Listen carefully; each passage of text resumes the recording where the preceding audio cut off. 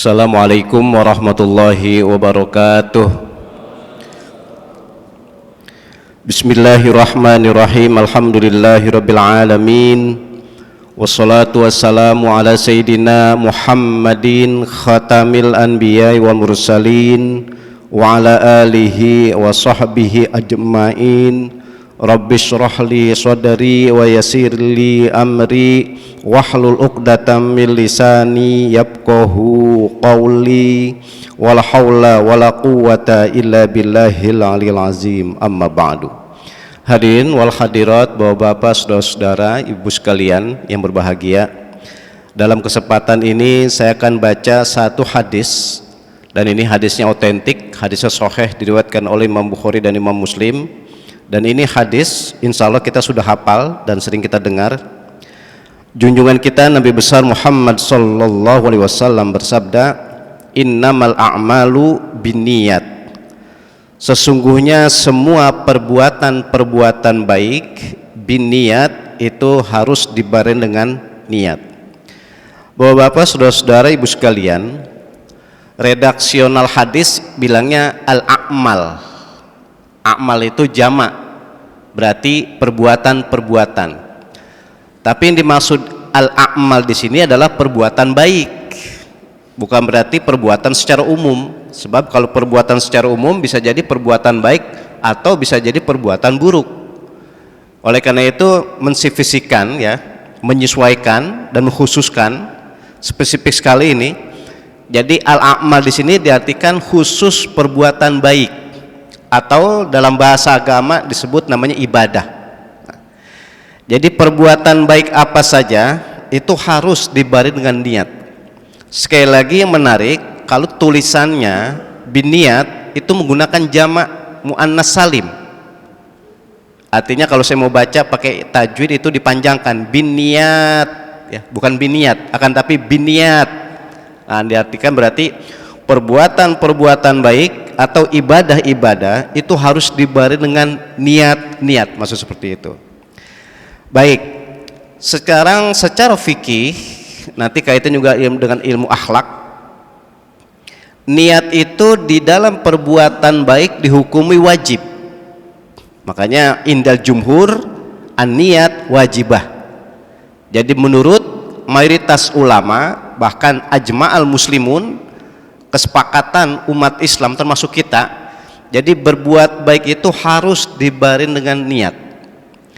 Tinggal mengutarakan niat itu, ada yang diutarakan di dalam hati saja, ada yang dikeluarkan atau ditalafuzkan, diucapkan. Ya, ini kita sudah rutinitas ini setiap hari. Ketika kita berbuat baik, ketika kita beramal soleh, satu contoh saja, ini karena kita kebetulan ada di masjid, dan ciri khas masjid itu dipergunakan untuk sholat. Itu ketika kita sholat harus, sekali lagi redaksionalnya, harus ada niat atau harus dibarengi dengan niat. Tinggal kita, bapak-bapak, saudara-saudari, ibu sekalian, ketika mengutarakan niat itu ada yang di dalam hati saja, ada yang ditalafuzkan, diucapkan, dilafazkan. Nah, berarti kalau diantara kita, sekali lagi diantara kita umat Islam, kalau niat dalam ibadah itu niatnya di dalam hati saja itu sudah benar, sudah baik, bahkan ibadahnya sudah sah. Contoh, kita mau sholat, itu kita niatnya dalam hati aja, nggak apa-apa. Mau sholat zuhur, asar, bahkan mungkin tadi subuh, kita niatnya dalam hati saja itu boleh dan tetap sah ibadahnya. Tapi ini yang ingin saya kemukakan, kalau berfikih itu yang paling nyaman, paling indah yang bermadzhab Syafi'i. Kalau saya mau konseskunkan, konsensus nih, dikonseskunkan itu di konsensus, ya, apa istilahnya, disepakati, dihitung ya secara mendetail, konsensus. Umat Islam di seluruh dunia kalau berfikih paling banyak bermadzhab Syafi'i. Kalau mau dihitung atu-atu ini disepakati gitu ya, konsensus itu. Kalau berfikih umat Islam paling banyak bermadzhab Syafi'i. Nggak usah jauh-jauh, kita aja di Indonesia ini. Umat Islam di Indonesia itu kalau berfikih paling banyak bermadzhab Syafi'i. Nah, ciri khas mazhab Syafi'i gini. Kalau niat itu tadi sudah disepakati wajib hukumnya, tapi ciri khas mazhab Syafi'i kalau niat itu ditalafuzkan, diucapkan. Ya, ini terkenal ini. Kalau kita mau sholat kita bilang usolli fardhu subhi. Kalau kita niatnya sholat yang sunnah, yang populer itu kemarin di bulan Ramadan, usolli sunat tarawih, atau mungkin pagi hari ini usolli sunat duha. Jadi ditalafuzkan, diucapkan niat ini, dikeluarkan suaranya meskipun pelan, ya lagi-lagi jangan kencang-kencang. Itu salah satu bentuk talafuz itu mustahab dalam pandangan mazhab Syafi'i, sangat-sangat dianjurkan. Bahkan ini saya belum tahu ini mahasiswa nih ada yang udah nikah atau belum, itu bahkan kalau mandi junub itu harus ada niatnya. Jadi niat mandi junub itu di dalam hati boleh, dikeluarkan juga boleh. Niat mandi junub itu kan pakai bahasa Arab boleh, pakai bahasa Indonesia boleh, pakai bahasa daerah boleh. Niat mandi junub itu nawaitul ghusla lirafil hadasil akbar fardhonillahi ta'ala. Jadi niat, bahkan niat mandi junub itu niatnya harus, tinggal ada yang di dalam hati, ada yang ditalafuzkan. Tapi sekali lagi dalam pandangan mazhab Syafi'i, niat itu mustahabnya sangat dianjurkan itu dikeluarkan suaranya. Tapi kita kondisiin juga, kita menyesuaikan juga. Jangan kebetulan pengantin baru masih tinggal di rumah mertua, setiap subuh niatnya pakai kenceng. Nawaitul ghusla lirafil hadasil akbar fardhon lillahi ta'ala. Kata mertuanya dengar, nih anak nggak ada kerjaan apa tiap hari. Artinya kita cerdas, kita menyesuaikan, ya. Atau ketika kita lagi sholat, kayak kemarin sholat Jumat, atau nanti besok hari sholat Jumat, atau kemarin kita sholat Id dan seterusnya, itu niatnya jangan dikencengin. Usolli fardul jum atau usolli sunnat duha, usolli fardul jum'ah, usolli fardul zuhri. Dikeraskan suaranya, bisa jadi kiri kanan kita terganggu, gitu. Atau melafazkan niat itu jangan sampai jadi ragu. Harus mantep, jelas dan tegas. Usolli fardhu jum'ah gitu. Usolli fardhu subhi, usolli fardhu zuhri. Jadi kita ucapkan dengan jelas, dengan tegas. Jangan bahasa saya, jangan ragu-ragu. Ini potensi peluang itu ada kita ketika melakukan ibadah itu dipersulit, bahkan direpotkan dengan niat. Ragu-ragu. Mau niat sholat zuhur, usolli fardhu zuhri, usolli fardhu asri, disebutin semua, sholat semuanya disebutin, padahal maksudnya mau sholat zuhur. Udah begitu selesai niat, dia takbirnya, ini paham nih bapak-bapak saudara-saudari sekalian, bisa jadi di masyarakat ada ketika takbir itu diulang-ulang, Allah balik lagi, Allah balik lagi. Ngapa emang masih ragu? Nggak usah pakai ragu, langsung aja Allahu Akbar gitu. Niat itu hakikatnya ada di dalam hati. Nah, kadang-kadang terlalu lama niat atau diulang-ulang sehingga kiri kanannya merasa terganggu gitu ya. Nah, itu kembali ke tadi. Jadi niat di dalam beribadah, niat dalam berbuat kebaikan itu hukumnya wajib. Sekali lagi hukumnya wajib. Tinggal kita niat itu ada di dalam hati aja, ada yang ditalafuzkan, ada yang diucapkan. Tapi dalam pandangan mazhab Syafi'i, saya bilang tadi, itu yang paling indah, niat itu ditalafuzkan, diucapkan. Yang aktual belum lama ini kita bulan Ramadan puasa, itu kan kita talafuzkan, kita ucapkan. Bahkan kita ucapkan rame-rame. Nawaitu shauma ghadin dan seterusnya. Nah, itu salah satu bentuk niat yang wajib dan itu afdolnya ditalafuzkan, diucapkan. Nah, yang aktual banget ini, Bapak-bapak, saudara-saudari, ibu sekalian, yang aktual banget ini saudara-saudara kita yang sedang dan akan menunaikan ibadah haji. Saking pentingnya menjaga niat itu, sehingga satu-satunya ibadah, ini kalau bahasa saya bilang satu-satunya ibadah yang dalil melakukan ibadah itu wajib, itu ayatnya diawali dengan walillahi. Itu cuma ibadah haji aja. Kalau ibadah yang lain nggak ada. Ayatnya berbicara tentang melakukan ibadah tersebut diawali dengan walillahi. Sholat, puasa, zakat nggak ada. Tapi kalau haji, dalilnya dalam ayat suci Al-Quran itu diawali dengan walillahi. Walillahi 'alan nasi hajjul baiti man istata'a ilaihi sabila. Itu diawali dengan lafaz walillahi, diartikan niatnya krono Gusti Allah aja gitu. Niat ibadah haji karena niatnya mendapatkan keridhaan dari Allah saja. Sehingga ketika niat menunaikan ibadah haji itu bukan berarti sudah di Madinah saja, bukan berarti sudah di Mekah saja, bahkan dari rumah itu niat haji harus ditalafuzkan, diucapkan. Saya niat ibadah haji gitu dari rumah itu. Adapun prakteknya baru nanti di sana ketika berpakaian ihram. Nah, kenapa kok niat haji dari rumah? Begini, Bapak-bapak, saudara-saudara, ibu sekalian. Kita ini ibadah apa saja, saya bilang ibadah apa saja itu bisa dilakukan di mana aja. Kita ibadah sholat bisa kita lakukan di mana aja. Sekarang kita berada di Masjid Darul Ilmi ini. Tadi kita sholat subuh bisa jadi di tempat kita masing-masing. Atau besok kita sholat subuh di tempat yang lain. Atau nanti, nggak usah besok, nanti sholat zuhur, asar, maghrib kita di tempat lain. Artinya berpindah-pindah tempat itu bisa dan boleh. Puasa begitu juga. Apalagi kemarin lagi musim mudik, di mana aja kita boleh puasa. Bahkan zakat boleh kita lakukan di mana aja. Intinya ibadah-ibadah yang lain bisa dilakukan di sembarang tempat. Maksudnya di mana aja. Tapi menunaikan ibadah haji nggak bisa di sembarang tempat. Kalau bahasa orang Betawi, kudu di Mekah.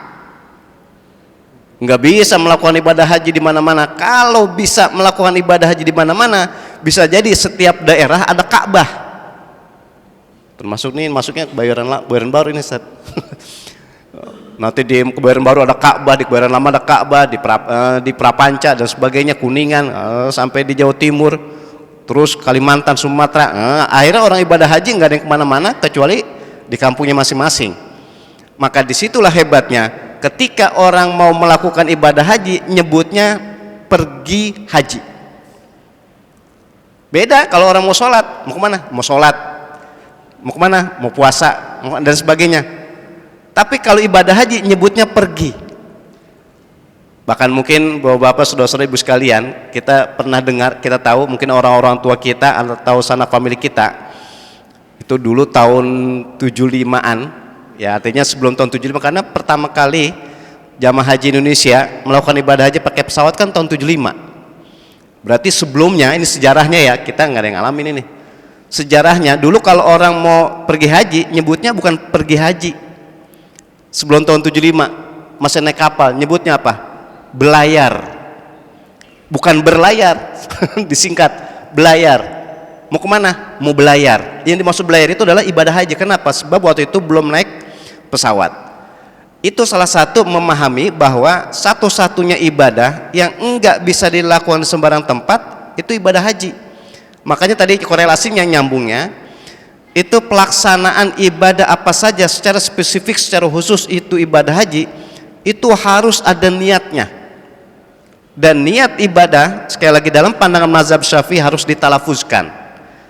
Oleh karena itu menarik sekali bahwa niat itu adalah salah satu ciri bahwa perbuatan baik itu atau ibadah itu semuanya diniatkan dalam rangka mencari ridho Allah Subhanahu wa taala. Mudah-mudahan amal soleh kita, ibadah kita semuanya dijabul Allah Subhanahu wa taala. Amin ya rabbal alamin. Baik, saya teruskan begini, Bapak-bapak, saudara-saudara, ibu sekalian. Orang berbuat baik itu ada dalam rangka ibadah, ada orang berbuat baik dalam rangka karena memang adat. Ini kita Islam, Masya Allah, agama yang kalau kata Imam Ibnu Rusdi, kalau mau diarabkan Imam Ibnu Rusyd ya. Kalau di Indonesia biar gampang nyebutnya Ibnu Rusdi. Kata ulama, ini ahli filsafat ya, Ibnu Rusdi itu atau Ibnu Rusyd, al-Islam dinun aqliyun. Islam itu adalah agama yang rasional. Artinya apa saja yang diajarkan dalam Islam, entah itu dalam bentuk perintah, setelah diteliti semuanya masuk akal. Kebalikan, di dalam Islam kita ini apa saja yang dilarang, setelah diteliti semuanya masuk akal. Makanya disebut dinun aqliyun. Kita diperintahkan ibadah apa saja, kita diperintahkan berbuat baik apa saja, itu rasional, masuk akal. Kebalikan, kita dilarang apa saja itu semuanya masuk akal. Nah, ingin saya contohkan satu begini, Bapak-bapak, saudara-saudara. Perbuatan baik itu ada dalam rangka ibadah, ada dalam rangka adat saja.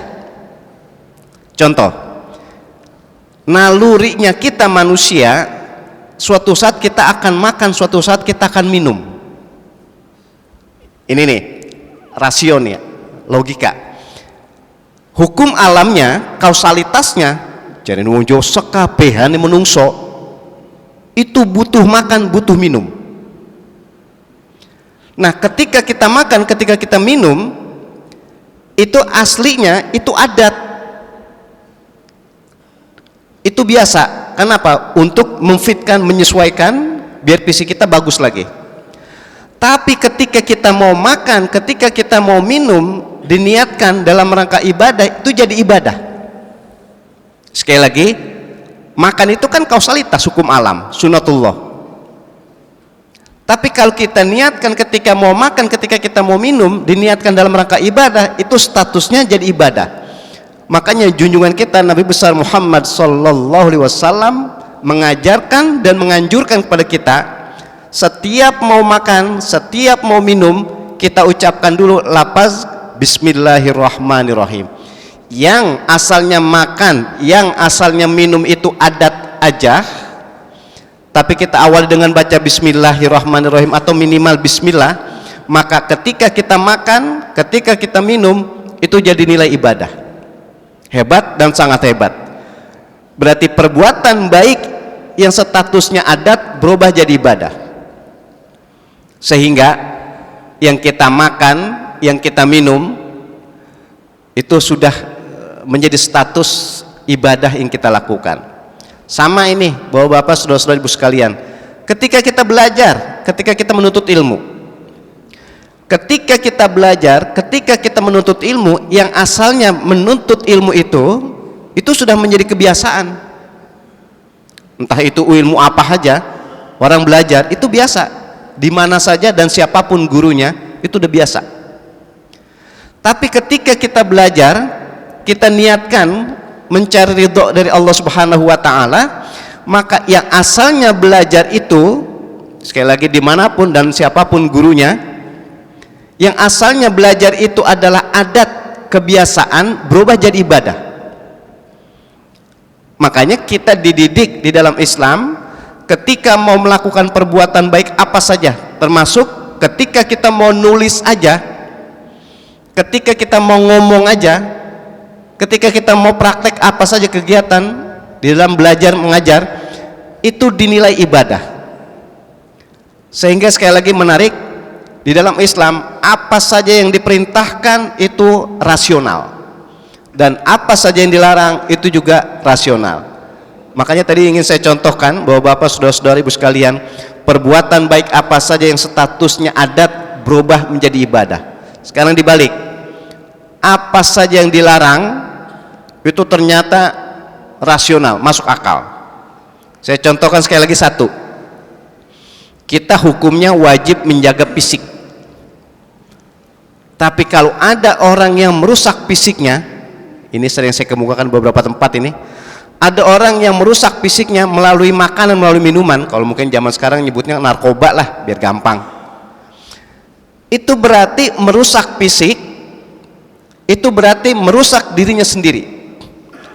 Islam yang agama rasional tadi, dinun akliyun, itu melarang kita merusak fisik. Sehingga ketika kita merusak fisik itu, kita kontradiksi, berlawanan dengan ajaran Islam. Sehingga sekali lagi, perintah apapun di dalam Islam itu masuk akal, dan larangan apapun di dalam Islam itu semuanya juga masuk akal. Oleh karena itu, kembali dalam kajian kita, apa saja yang saya sampaikan pada pagi hari ini, bahwa niat itu adalah bimbingan junjungan kita Nabi besar Muhammad SAW, yang asalnya perbuatan baik itu adat berubah jadi ibadah. Yang perbuatan baik itu yang statusnya sudah dari awalnya ibadah, itu justru menjadi motivasi, menjadi sugesti, yang awalnya bisa jadi kita lemah dalam melakukan ibadah, tapi karena niat yang kuat sehingga jadi kuat. Ibadah yang mungkin akan kita lakukan yang kemungkinan kita malas, tapi karena kita niatkan mencari ridho dari Allah Subhanahu wa taala sehingga Allah memberikan kekuatan taufik hidayah sehingga kita kuat dan mau melakukan ibadah tersebut. Jadi intinya niat itu motivasi. Sekali lagi, niat itu motivasi untuk kita mampu berbuat kebaikan. Dalam waktu bersamaan dengan niat itu kita mampu untuk menghindari apapun keburukan-keburukan yang kita hadapi. Oleh karena itu kita terus berdoa, mudah-mudahan kita selalu mendapatkan taufik hidayah dari Allah Subhanahu wa taala sehingga apa saja diajarkan oleh Nabi dalam bentuk perintah bisa kita lakukan, dan apapun ajaran Nabi dalam bentuk larangan kita bisa dan sanggup untuk kita tinggalkan. Mudah-mudahan kita bahagia di dunia dan selamat di akhirat nanti, amin ya rabbal alamin. Ini saja Anda pasti sampaikan untuk abdolnya, untuk keberkahannya. Kita tutup dengan baca doa. Kita awali dengan membaca Ummul Quran Al-Fatihah. Bismillahirrahmanirrahim. Alhamdulillahirabbil alamin arrahmanir rahim maliki yaumiddin. Iyyaka na'budu wa iyyaka nasta'in. Ihdinas siratal mustaqim. Shiratal ladzina an'amta 'alaihim ghairil maghdubi 'alaihim waladdallin. Astaghfirullahalazim, astaghfirullahalazim, astaghfirullahalazim ya zal jalali wal ikram. Bismillahirrahmanirrahim. Alhamdulillahirabbil alamin. Allahumma shalli wa sallim ala sayidina Muhammad wa ala ali sayidina Muhammad. Allahumma a'inna ala dzikrika wa syukrika wa husni ibadatik. Allahumma ighfir lana dzunubana wa liwalidayna warhamhuma kama rabbayana shighara. Allahumma anfa'na bima 'allamtana wa 'allimna ma yanfa'una wa zidna ilman nafi'an wa 'amalan mutaqabbalan bi rahmatika ya arhamar rahimin. Allahumma ya muyassir yassir wa ya mudabbir dabbir wa ya musahhil sahhil sahil alaina kulla asir bijahil basirin nadir. Fadlika dawam fiha subhanakallahumma wa tahiyyatun fiha salam wa akhiru da'wahum alhamdulillahi rabbil alamin. Assalamualaikum warahmatullahi wabarakatuh.